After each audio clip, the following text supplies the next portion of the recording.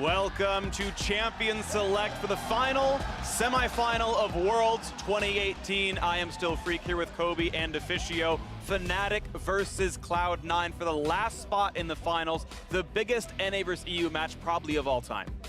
It is extremely exciting. First pick and ban phase. There were some picks on both sides we were looking at. Irelia Akali has been banned by C9 in all the quarterfinal games. It stays the same here in the semifinal.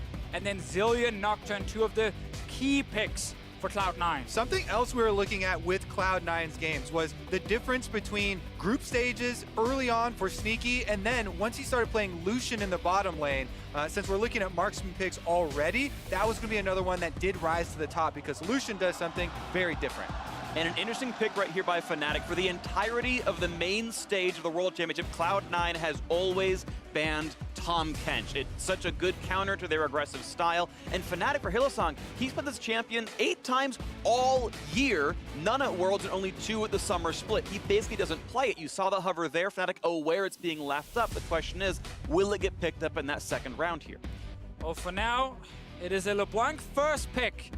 We saw this yesterday in Game 3 between IG and G2. It's simply saying we are so confident in our mid laner and whatever matchup we're going to get in this lane that we will be able to play around the lane, that we can just grab it early on. Plus, it just re-emphasizes what we were talking about with the mid laners and junglers in this game. There's so much importance put on these 4 players. They've already invested very early on Fnatic's side into the mid lane pick, but here Cloud9 invests into the jungle pit. Xin Zhao is the king of the early game. Let's see if we get Lee Sin from Broxah or Zyra Khan from Fnatic. I assume we're seeing that they were not taking away the Braum ban. Oh, Victor coming in as well. Top lane Victor, of course, was suddenly played a lot in quarterfinals. Whip also showed it. Victor has become the star of the top lane there, and the scourge of solo queue. For many, it's so annoying to play against because of the range matchup, but this is a blind Victor. So he doesn't know already that he's going into a tanky champion, something easy to use Kleptomancy again. He's actually confident enough here, Bwipo going against Licorice, that it's going to be blind. Yeah, I want to see if teams have spent the last couple of days finding counters to Victor. It was banned all games yesterday, so we didn't get to see blind pick, but Licorice does have a chance to last pick. I also want to see now with Lucian being banned, what is Sneaky playing? Because Lucian Braum was the combo he used in quarters. In my experience, the best strategy so far versus Victor has been early picks that can set up your jungler for ganking. They already have a Xin Zhao jungle for possible early ganks. Wow. You want to try and kill Victor before he gets the cooldown reduction and the upgrade for his Hex core, so he doesn't have the speed. Kai'Sa is up right now as a potentially premier bot lane pick right here. I'm assuming Jack's jungle ban aimed at Broxah has to be a solo queue scout or maybe scrims from earlier, because obviously we've got LeBlanc and Victor playing solo lanes. Reckless is famously not a mage bot player. Well, it does make a lot of sense. Jax does dodge Xin Zhao's auto attacks, is one of the picks that is very good into it.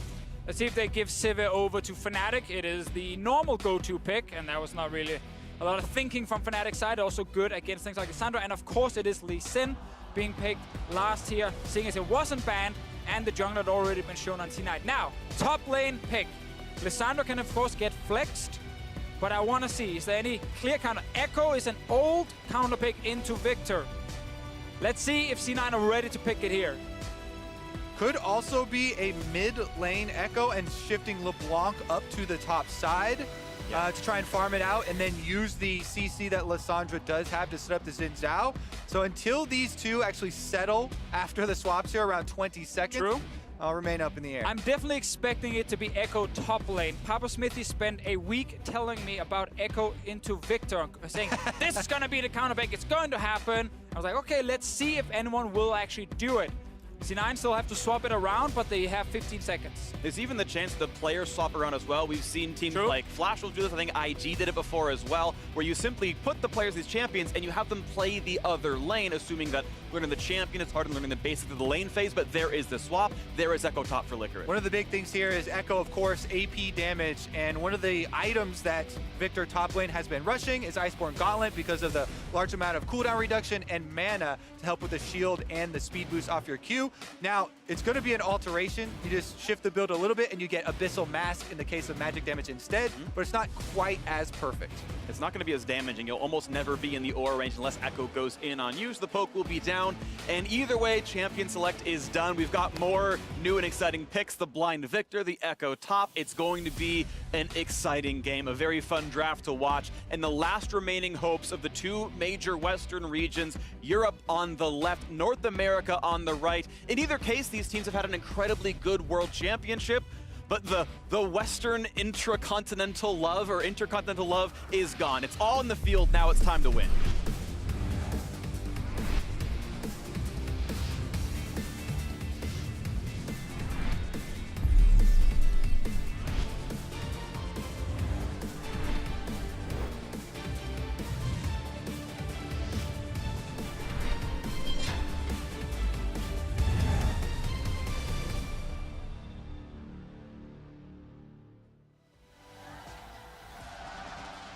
The game has begun.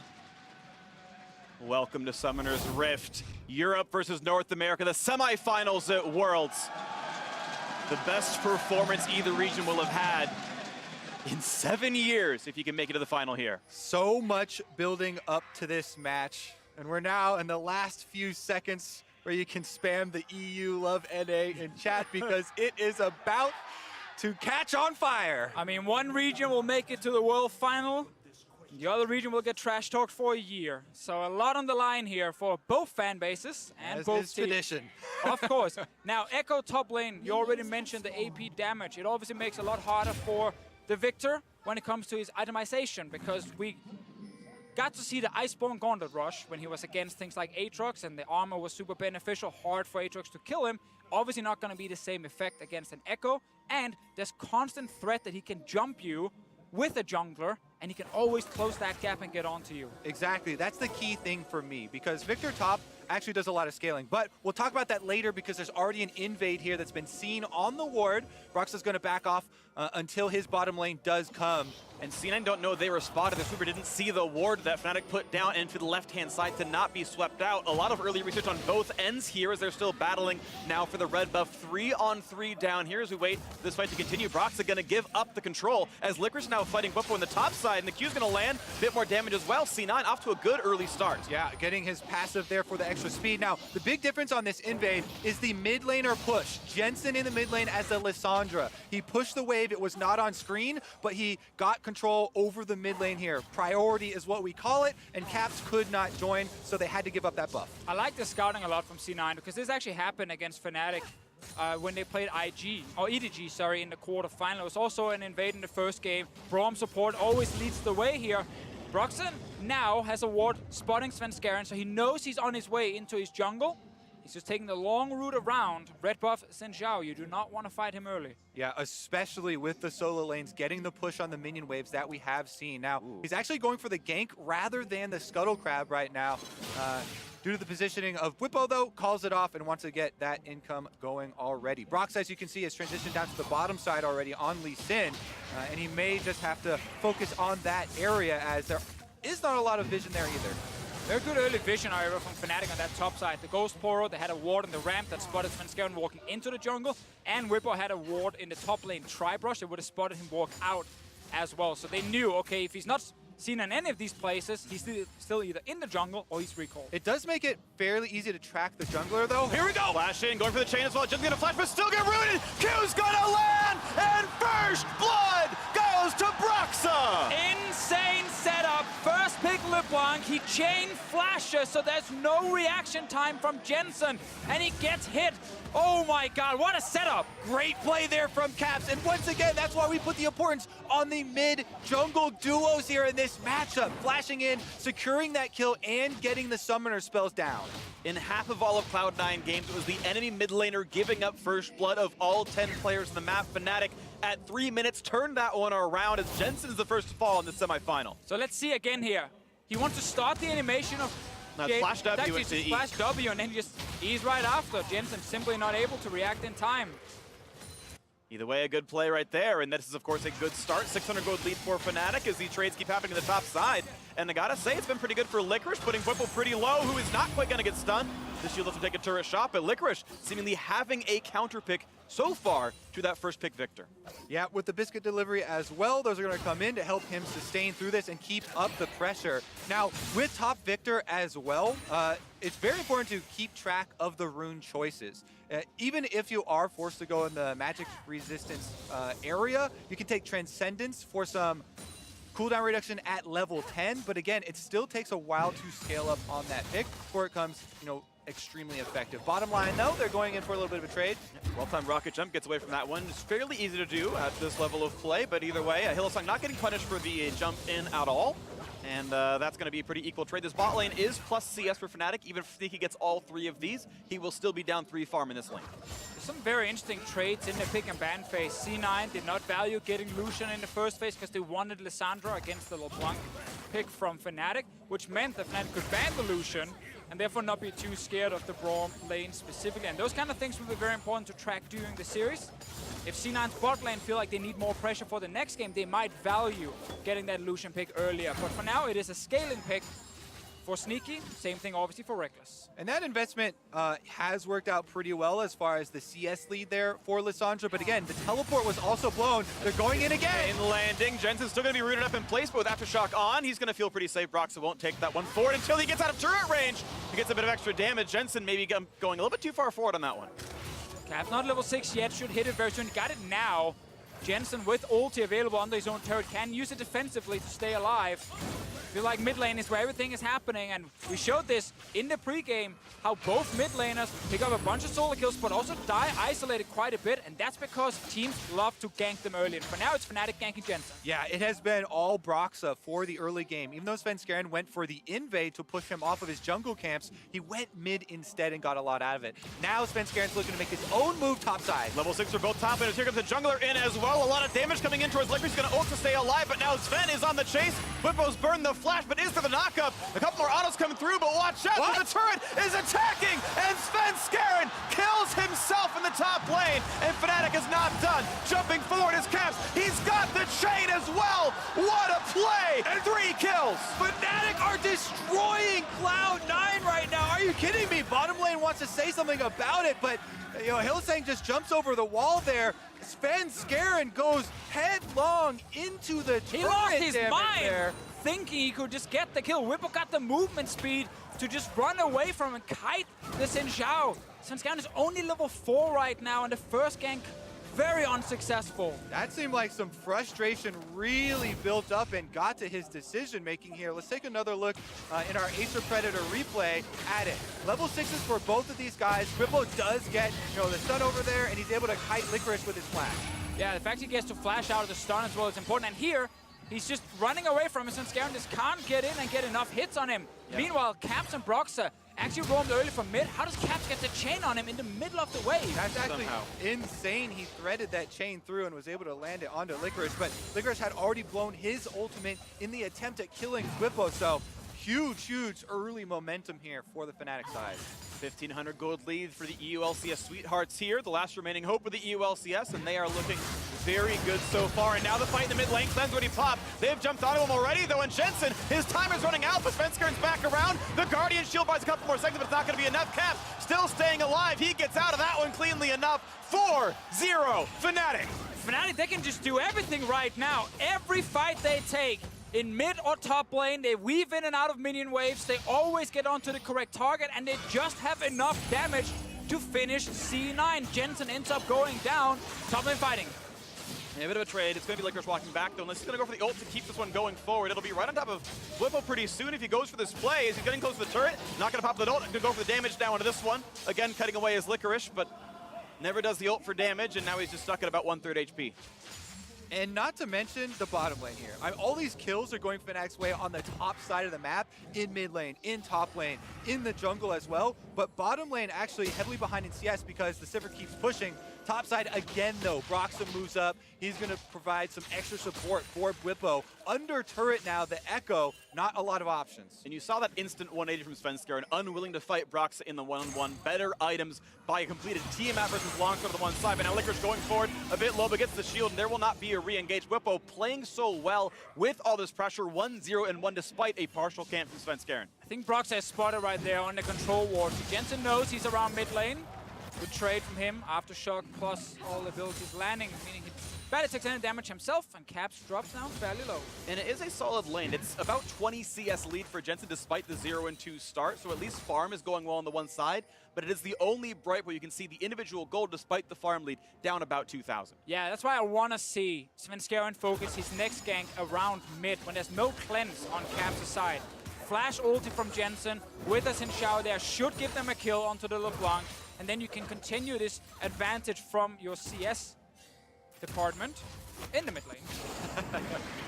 Man, this is such a crazy start. There was so much talk about, you know, Cloud9. Well, never mind. We're going to have some more action. Let's take a look at the top lane gank up here first. Caps on LeBlanc is already behind him. No ult for Licorice. Kicked out, looking for his shield. He's not going to get it in time. An easy shutdown. 5-0 Fnatic. But that's almost unfair for Licorice. Victor wasn't even there. His top lane counterpart was in base, running towards the mid lane, but it was Broxa knowing, okay, he's going to try and push out this lane here, and Caps is roaming.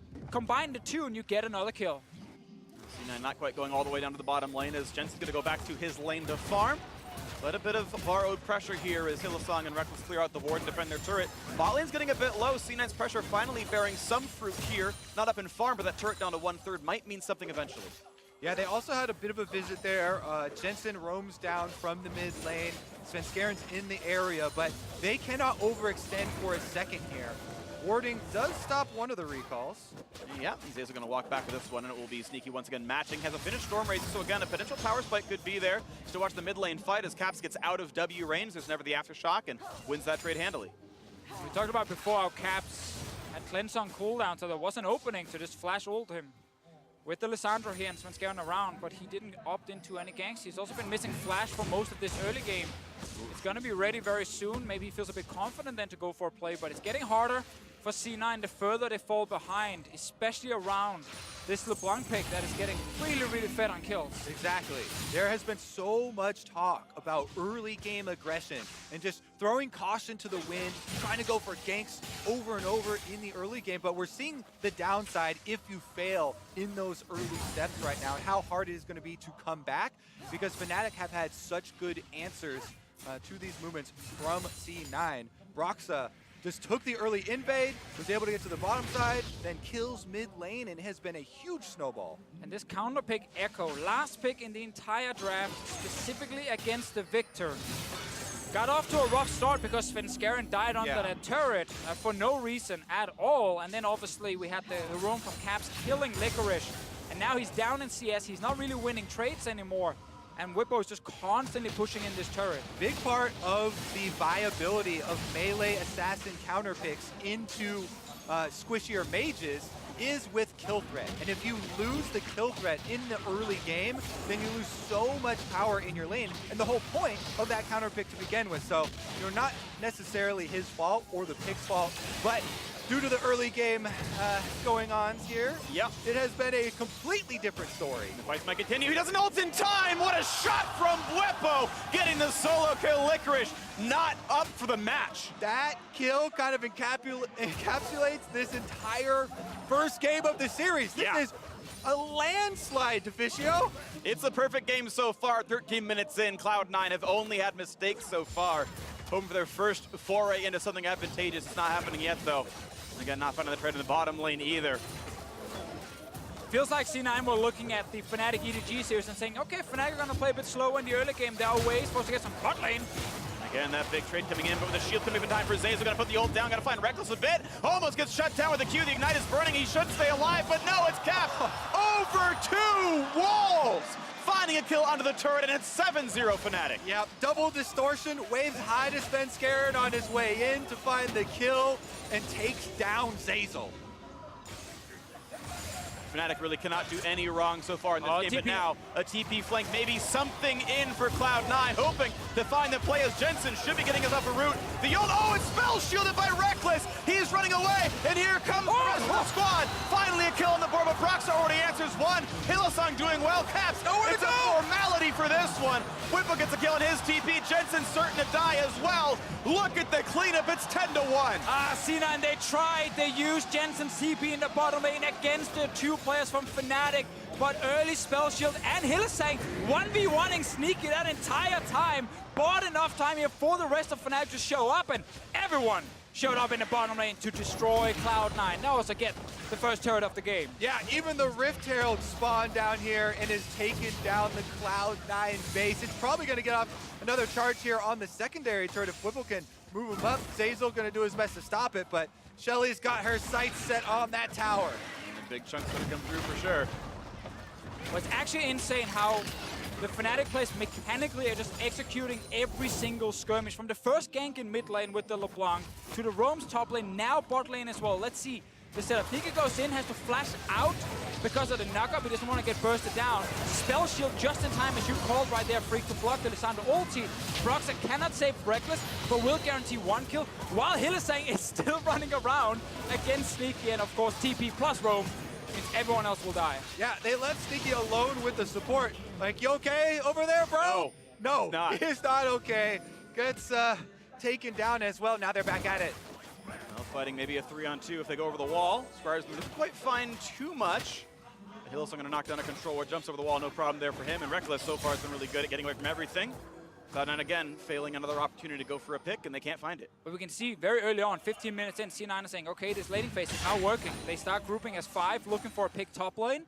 In the end, Fnatic smell it, and they end up just jumping away. All of C9 have to now go back, catch the waves. Bot lane already getting pushed in by the Victor. Now, I want to emphasize how important it is that Fnatic have these powerful burst champions with so much mobility. Lee Sin and LeBlanc are two of the best champions to have this much of an early game lead on, because they can get over the map to anywhere and traverse all these different walls, come at you from all these different angles. Once they have a lead like this, it is going to be a smashing. See when the next play comes forward as this turret's getting lower and lower. Fnatic continue to make their good choices around this map. The difference in gold about 6,000 here, a little bit above that. Fnatic are well on their way to a 1-0 start in this series. Of course, there's more to play, but they are looking very good to make their way to their first final since 2011. And on they go. Good start, at least. Yeah, a very good start. There's a lot more to play, but this is one of the most one-sided games I've seen at Worlds so far, and it's Fnatic doing a lot of really good work. Well, let's see what happens here. Jensen is hiding in a brush behind Caps. Svenskjan jumps. They do not get him in time. Cleanse was also available for the LeBlanc, so it's going to be even harder to shut him down. But there's some big bonuses now on the side of Fnatic. Kill on to Whippo with 4 kills is huge suddenly for C9 if they can actually do it. Same thing with mid jungle. For now, though, they are not actually getting in range. Whenever C9 are trying to move out of lane, group, and find that one pick, Fnatic just back off. Yeah, I mean, you just kind of go down the checklist now. It's very easy for them to move wards into the Cloud9 jungle, and very difficult for Cloud9 to actually take any of those fights, because we talked about how mobile the Fnatic carries are that have gotten a lot of these kills. There's 3 on Whippo, or there's 4 on Whippo, 3 on Broxa, and 3 on Caps there. And even if Reckless is around, he could pop the Sivir speed boost to chase people down. So it makes Cloud9 have to kind of cower behind their turrets right here because of the enormous lead that Fnatic are working with. Again, damage on towards Jensen at half HP. They're going to dive right in the charm and the knockup. And another kill goes in after the mid turret falls as well. Fnatic continue to take more and more. And there has been also big differences in play from game to game at this tournament. Cloud9 in this game, a lot of early mistakes that we hadn't quite seen from them so for much of this stage of Worlds, yet coming right now, it's just all crashing down at the same time. I definitely agree that Svenskjan play top lane was a mistake. I think a lot of the other situations, Fnatic just managed to get really good, attacks towards them, like in through minion waves, the flash forward from Caps in mid, like things like that. I think C9 were just not ready for in the moment. Was to me a great setup. For sure, big outplays on Svenskjans, however, that one, no clue. big outplays though, especially you know, the LeBlanc that you're talking about. Caps was down in CS, yet he continues to look for these plays to set up, going for the kills and securing the extra control that way. And I want to talk about something you said before here, Kobe, with the lead now from Fnatic and getting deep vision. In this meta, especially without Tracker's Knife, most of the defensive wards teams are trying to place in the early game in their own jungle are going to be like control wards just around the entrance. But you can always see them, so Fnatic, when they walk in, can just kill the C9 control wards, place their own, which then will also deny the limited amount of normal wards C9 can place, and it gets really easy right now to just get full control of a jungle side and keep that control, because you deny full vision from the enemy team, and they don't have enough wards to keep putting them in to see what's going on. They have to constantly recall with the support then, and it's one of the reasons the game is very snowballing and very fast. So once Fnatic get back to pushing the lanes, they can look for that setup. And I give so much credit to Broxa for this.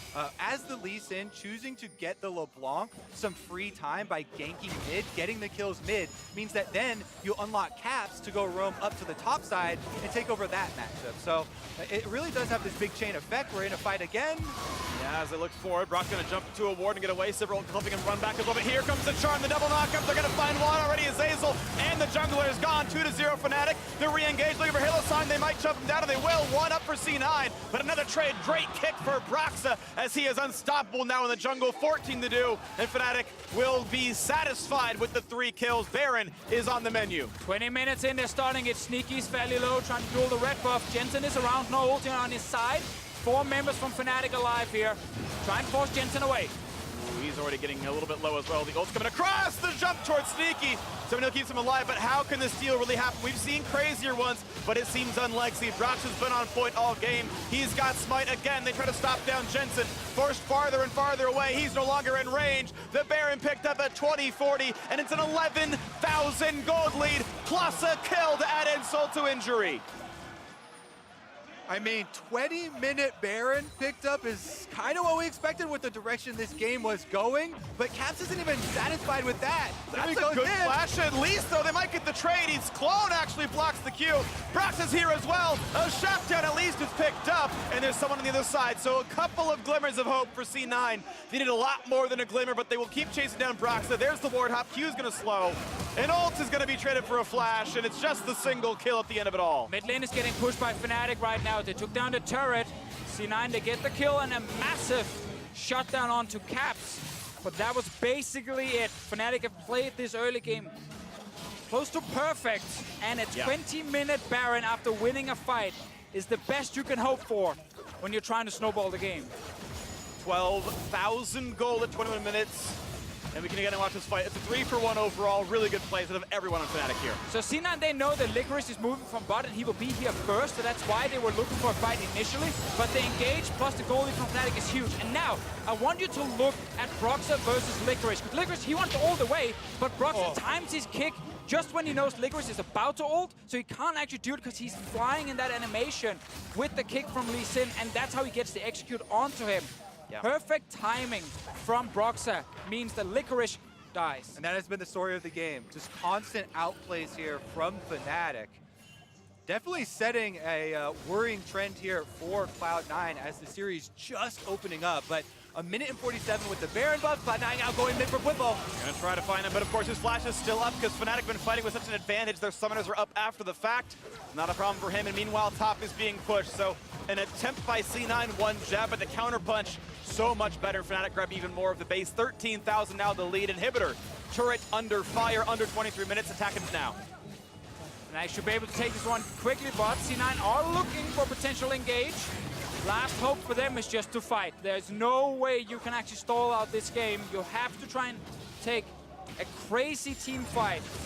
But Fnatic, they are in full control. They've been playing so well in this first game, and they'll take the first inhib.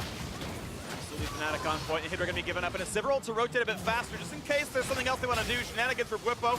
Jumping forward, putting the stun field down. They got mini wave in the mid as well. Ult committed on top of that one. And the charm forward, but Hillsong knocked back, finds the knockup though. No kills just yet. C9 going to lose more of their base. Fnatic pop ults and then disengage cleanly. Fnatic making such quick work of the Cloud9 base. They saw the IG games yesterday and decided to take that challenge of how quick they can finish this one up. This first game, however, will probably shape the first pick meta of this series. LeBlanc first pick. That's the lane Fnatic ganked early game. That's the lane that roamed to top lane as well and picked up a kill in Licorice. Roam bot lane after. C9 will have side selection in the next game. There's a high chance they can go blue, try and do the exact same thing. Of course, execution is the important one, but seeing this already in game one, that first pick Mage just take over the game completely, it's gonna be important for the next few. The pick was big, but the pick didn't really take over the game. It's so much more about the playmaking and the Lee Sin getting in there. That's what it gives you, man. That's what it gives you. Best mid laner to set up ganks in the early game is LeBlanc. Might be the case. We'll see if that gets contested in the next 2 games or maybe more based on if C9 can make a comeback happen in this series. Fnatic so far looking the better on the day. There's the jump forward, looking for the stuns and knock up on a one, but it's a hard target to kill. As Licorice buys time in the back line, ults back to safe, but still, no one is dropping on Fnatic's side. They're all staying alive, and Svenskers at 5 HP. The flash to the wall finds another kill, and they are still chasing Fnatic on the hunt for more, and they're gonna find it a double kill for Reckless. A third falls, an auto attack for Caps, kills off Sneaky, and this is all but a formality. The base will fall. A 25-minute win in game 1. Fnatic smash Cloud9 in the battle of the last 2 Western teams. Fnatic are 1/3 of the way to the final. What an opening statement there from Fnatic. That was one of the best early games we have seen all tournament long. Fnatic got everything they wanted. Lee Sin for Broxa. Yeah. LeBlanc for Caps in the mid lane. Perfect setup early game. Took the victor. Whipple looked great even against the Echo in the early game. I think this Fnatic team are looking very, very scary. I agree. They look scary. They played well. They got picks that they like. We'll see what the games look like in 2 and 3 and beyond. But for more on how Fnatic dominated game 1, let's send it over to the State Farm Analyst Desk. Thank you, Freak. Dominated, smashed, obliterated, destroyed. I mean, give me some more. I mean, Dash, I did say Fnatic would take a game in the series. That's true. You did. You did say 3-1. Right? Profit. We did say 3-1.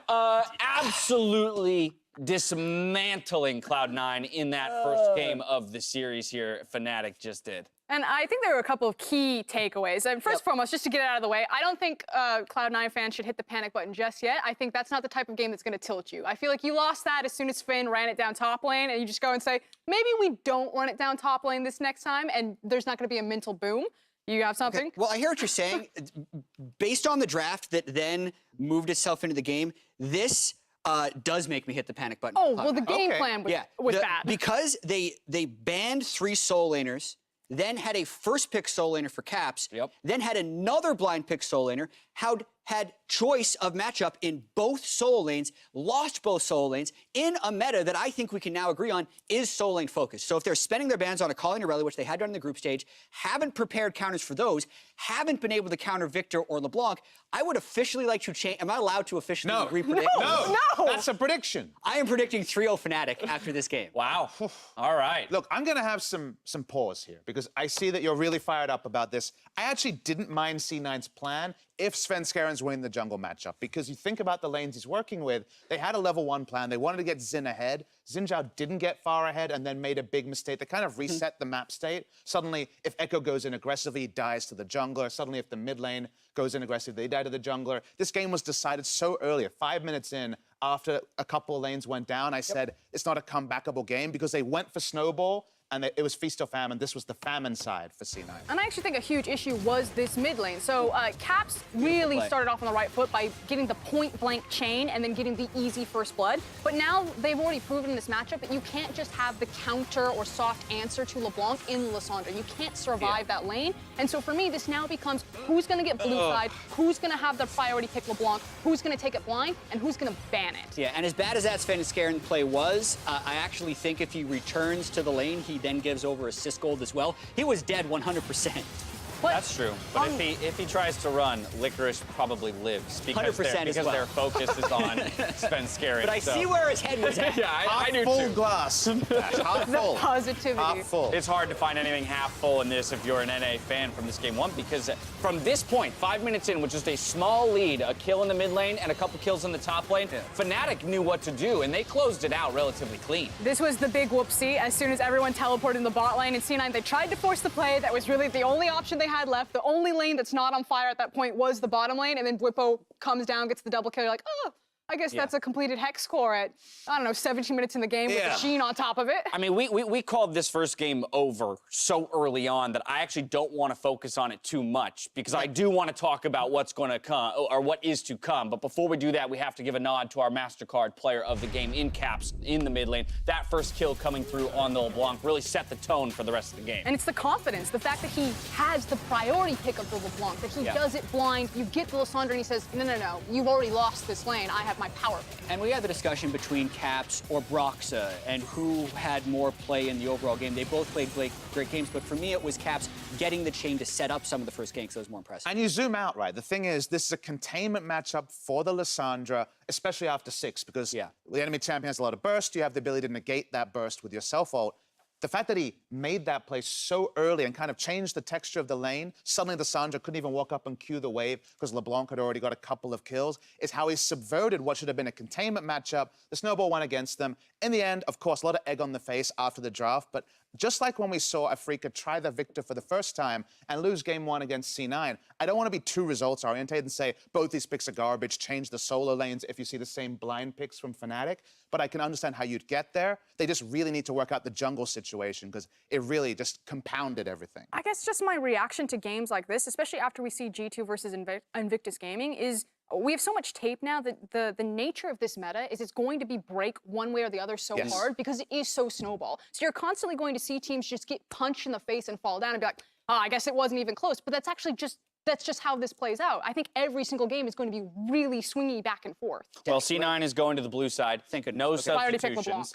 So, Jat, you took issue with some of the drafting here from Cloud9. If they swap to blue side with that kind of control over priority, what do you think they should jump at? I think the first pick LeBlanc is super smart by Fnatic. I think that was massive. I think Jensen's also good LeBlanc. So if it's up, I think they should take it. Okay. I also think the Aatrox Akali Aurelia ban, I don't know how good their counters to Akali or Aurelia are, or if they're willing to pilot them because they haven't shown that. But I think the Aatrox ban is useless because we've actually seen 4 champions that work well into it now. Yeah. Poppy, Jace, Victor, and Hecarim. So just please don't ban it. Be ready for a counter pick and give yourself some flexibility for C9. Here's my panic button. If they get on blue side, and just like previous rounds, they have to ban Aurelia Akali on blue side, which of course is where you want to first pick one and be able to flex it around. The fact that they haven't mastered those champions in the few days off, that's where you get really concerned. Because if you have to ban them on red and have to ban them on blue, emergent strategies will come out that you want to address, but you won't have the bans to do so. That's where maybe pick and ban gets away from C9. Now, what does Fnatic do to kind of keep this success rolling as they move to the red side?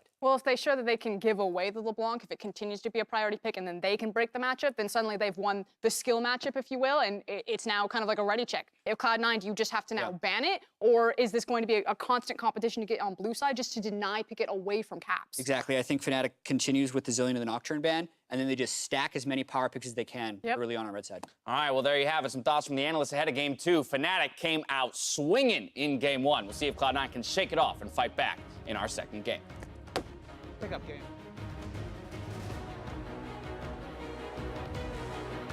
Fairly easy to track the jungler, though. Here we go. Flash in, going for the chain as well. Just gonna flash, but still get rooted. Q's gonna land. A couple more autos coming through, but watch out. The turret is attacking, and Svenskeren kills himself in the top lane. I'm behind him. He has no flash ult, no flash ult. I can assist. Yeah, get him.